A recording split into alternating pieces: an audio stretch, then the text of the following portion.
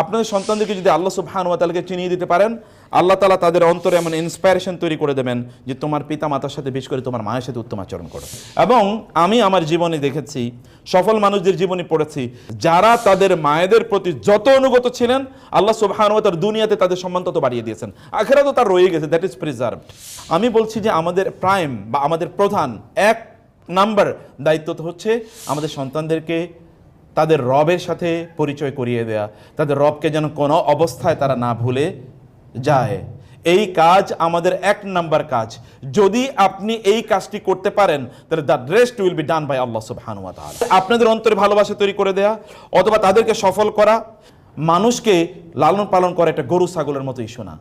গরু ছাগল অথবা প্রাণীগুলো সন্তান জন্ম দেওয়ার পরে এরপরে আর টেক কেয়ার করেন, ওগুলো এমনিতেই চলে। মানুষকে লালন পালন করা একটা গরু ছাগলের মতো ইস্যু না। গরু ছাগল অথবা প্রাণীগুলো সন্তান জন্ম দেওয়ার পরে এরপরে আর টেক কেয়ার করেন, ওগুলো এমনিতেই চলে।